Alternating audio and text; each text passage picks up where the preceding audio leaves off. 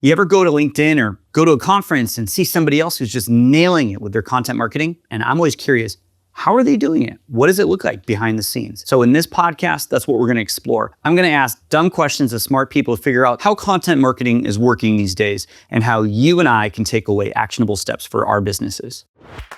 Welcome to the podcast. Ben Wise, I am the founder of Storied. It's easy to write off social media and be like, okay, yeah, it doesn't work. Adapt it to who you are. Hey, Holly, welcome to the show. Great. It's great to be here. So I'm excited to have you on because I know from our past conversations, you are all in on systems. You're systems person. I feel like you can't help yourself be systematic. Even when you wanted us to do the follow-up calls at you, here's my link, and it's every 4 months, every 3 months, there's a system. And I was really inspired by that. Actually taught me to be a better entrepreneur from the little we've interacted. So I'm excited to have you here because, as you know, this is a content marketing podcast, and I'm excited to learn from you about how you systemize some things, because I know you have. And so I want to talk with you about that. So can you tell me a little bit about your background? What led you to this place? And also, what are you building? Tell me a little bit about you. Yeah. In terms of background, I actually started in nonprofit, and then my husband at the time, we moved to California. I needed to double my salary, so I had to leave the nonprofit space, went the corporate route, began climbing the corporate ladder between corporate companies like Visa, Treasury, Wine Estate, and also higher ed, University of California, California State University, and so on and so forth, and found myself continuously getting laid off as a top performer, getting all the big bonuses, getting all of the promotions. And I got really tired of that pattern and that cycle, feeling expendable and being on that roller coaster. So after the last layoff, I took one more part-time consulting job and was very honest with the contract that I took and the company that hired me, saying I'm starting my own company on the side. So I took that job at 25 to 30 hours a week, and for the next year started building my company. And fast forward 7 years into that, we are super successful. I've replaced my corporate income and then some. I am a lot happier, healthier, and living a much better lifestyle. And I'm certainly not expendable anymore. So there's that. That's right. And at least it's very much harder to be expendable if somebody wanted you to be. Totally resonate with that, with my own story on entrepreneurship. So we did talk, I did mention that you're a systems person. You built your business based on these systems. I have a little idea of, the VAs and the SOPs and the software you've used, but we're talking about content marketing. Can you tell me about a content marketing initiative that's really worked for you in the last year? Yeah. So when it comes to content marketing, I think the biggest mistake that business owners make or assume is they think, gosh, I've repeated this thing so many times, people are getting tired of it. And even my professional speaker clients, they think, oh, I can't do the same keynote every year. People don't remember what you're saying. We're so over inundated more today than ever with content that repetition is necessary. And honestly, the magic of marketing as well as sales is in the follow-up. So of course, don't repeat verbatim the same thing, but you can share the same story, you can share the same message repeatedly, and you should do so in a way that's very strategic. It has core messages, key themes, things that are very brand aligned, that resonate as pain points for your potential clients and prospects in such a way that you become known as the expert in that space. So for example, I'm known as a systems expert, a revenue expert, a peak performance expert. I'm also known for working with a lot of authors and speakers that use those platforms to grow their business and their influence. And so repetition is key. And if you're not doing it, you're leaving tons of revenue and money on the table. And you're also very likely to have a really small conversion percentage in your sales process if you're not repeatedly following up in multiple different ways, which does not just mean hiding behind email. It means picking up this really valuable resource, your cell phone, making some phone calls, sending some audio notes, and getting creative to meet your customer where they're at. I hear the objection in my creative brain saying, no, I want to talk about all sorts of stuff all the time. You can't make me. What do you say to, to somebody who really does have that creative itch, but you're encouraging them to stay the course with their messaging? Yeah, so that's why my LinkedIn profile says turning shiny objects into revenue generators, because my goodness, you creators and visionaries, which I am one myself, I just focus on, using my shiny object and being intentional and strategic and making sure it's creating revenue versus trying to recreate the wheel, expend too much energy on something new for the sake of something new and shiny and beautiful. And so I'd say to you, the mistake I see entrepreneurs and business owners and even experienced leaders make is they don't look at the data and they aren't replicating success. So if you instead expended energy on repeating what's already working and systematizing that, training your team on that before chasing the next shiny object, you'd actually have the funding and the runway to make that shiny object successful. You'd also stop backing yourself into the corner of busyness and have a business. So you need to be more intentional before chasing that shiny object. Create a compass based on data that your team can chase, and also repeat success and be like, then you're setting them up for success on their KPIs too.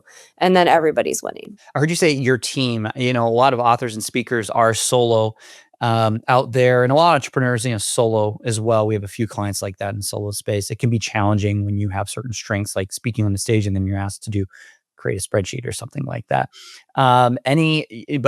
Let's assume they can at least afford a VA. What's the first thing you would do in their case, recommend to them to get a system with their VA, with the tools at hand to help them stay on point with their messaging? Yeah, I mean, that's a really great question. So when I work with founders who are solopreneurs, typically they hire me because they don't know how to build the standard operating procedures and the templates that they can then outsource to a person, because their brain just simply doesn't work that way. They try it and they fail, and then they find themselves stressed out and burnt out because they've hired somebody and it didn't work because they didn't have the right structure. So if your brain doesn't work like that, work with somebody whose brain does, or give the gamble of trying to hire a VA that is an operations expert and can help you figure that out. Because for most visionaries do not have that operational implementation mindset, which is very difficult to figure out. And then from there, I would just say, what are the administrative tasks, the repeatable things that you can do that you don't like doing? They're taking away your energy. They're burning out your decision-making process in your brain each day. They are exhausting. You dread them. You procrastinate. Make a list of that, and then try your best to document the steps and be prepared to train a person on those things. Because what's repeatable is something that you can have someone else do, and you shouldn't be wasting your energy as the leader doing that thing. Yeah, one of my challenges as a more visionary than integrator, to use the EOS language, is looking back at the data. I just don't enjoy it. It's not fun. The only time I found is a shortcut in my life is like, okay, if I do want to look at the data, I need to find time with someone else, either a contractor or someone that's working with me and bringing in, look at the data with me, or literally my team, my VA. We have daily check-ins. All right, let's look at this together for 15 minutes. And then it's like, oh, that's all it takes. And then all of a sudden now I'm using my creativity and my investigative skills to look at the data and move things around. And Well, that's a good point. So one thing you could do, especially for the visionaries out there that don't find the data to be sexy, the reason they think that is because gathering the data is not sexy, and it's exhausting. It's very tedious. It's not fun.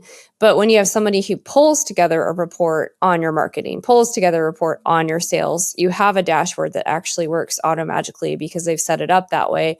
That is sexy. Then you actually have simple information to quickly make effective decisions based on what's successful, what is not. It is collecting and figuring out how to evaluate the data and pull it together in a way where you can make choices, where most visionaries are like, oh, this is so boring. And I get it, because I'm the same. I don't do that. My team does that. I'm like, cool, here's what I need from a marketing perspective for our monthly report. Here's what I need for a weekly report on this. And then our CRM has things on our dashboard that tells me how we are with the pipeline, how we are with sales conversions, and how we're doing as a team collectively on the revenue side.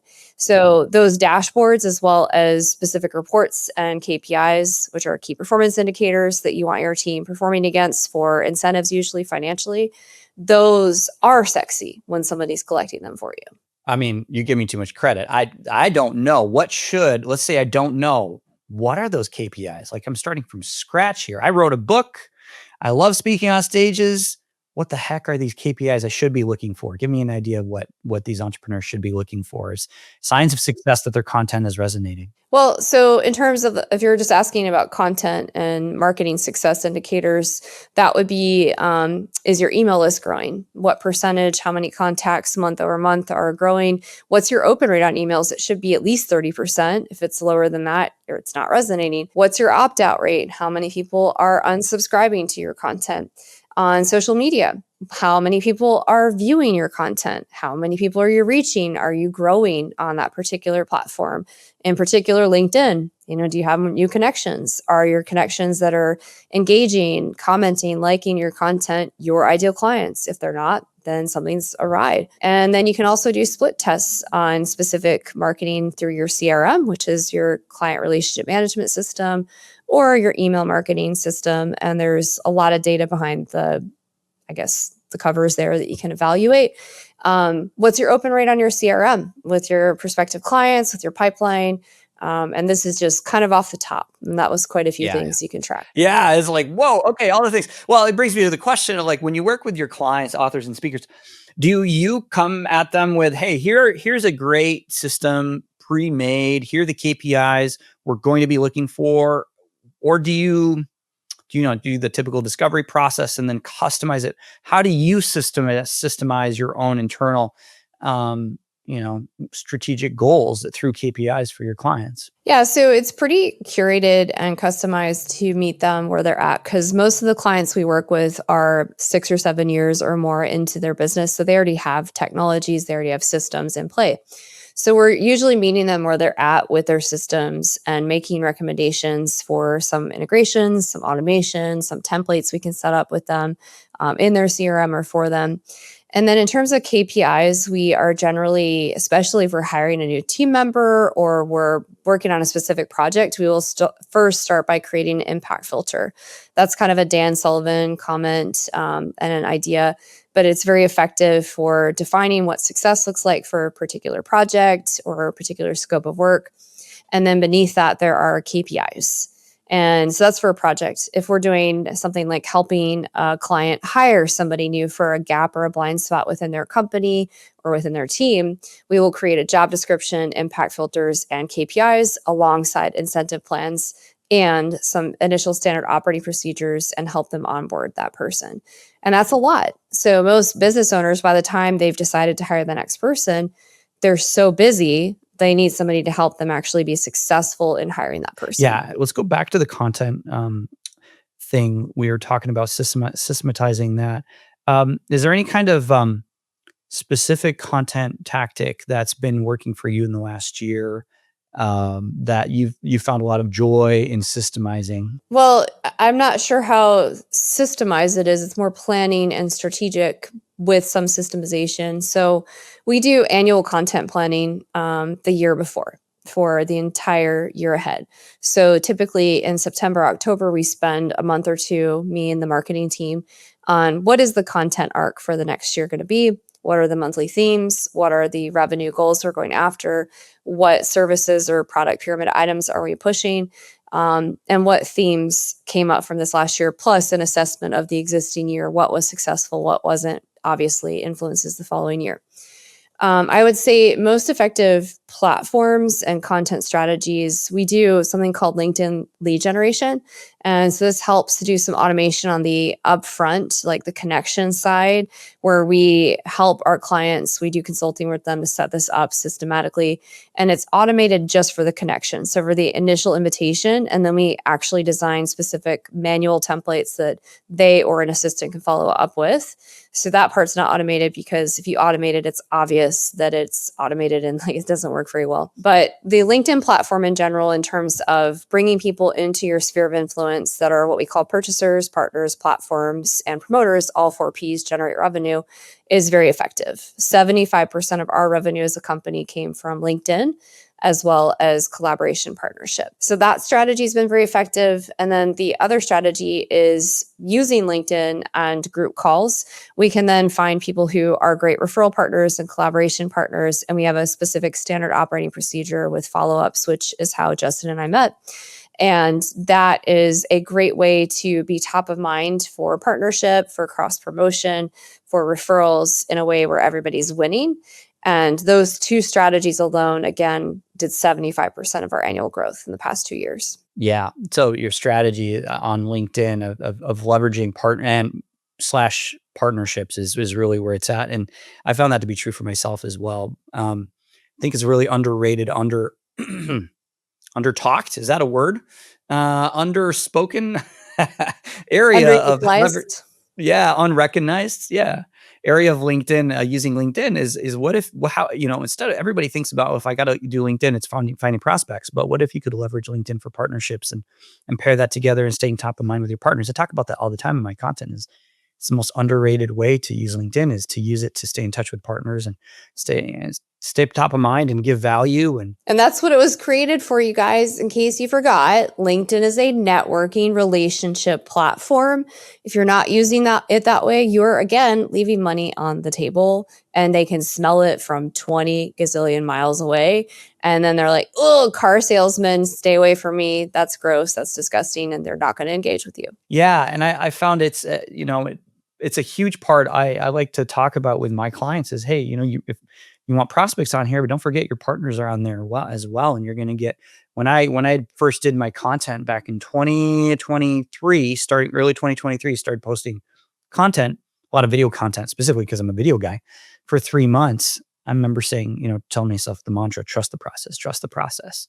As humans, we want to get instant results, especially in this day of clicking and fast loading websites and, everything on demand. It's very hard to trust the process. So I had to tell myself that for 3 months, and I was getting a trickle of leads, maybe one a month before that. And then at month 3, something weird happened. The floodgates opened. I got 12 leads. Most of them were very qualified, and half of them were from partners with whom I had been having conversations over the last 3 months and creating content. And they were seeing that content. So hugely underrated technique for leveraging LinkedIn. Okay. So is there anything that we need to talk about when it comes to these authors and speakers, or anyone as an entrepreneur that we may have missed when it comes to creating systems for content? SOPs sound great, but is there any other kind of tips and tricks you got for us? The biggest thing, honestly, whether it's speaking, your book, your marketing, selling things, all of these things are the same but different. It is all about your follow-up.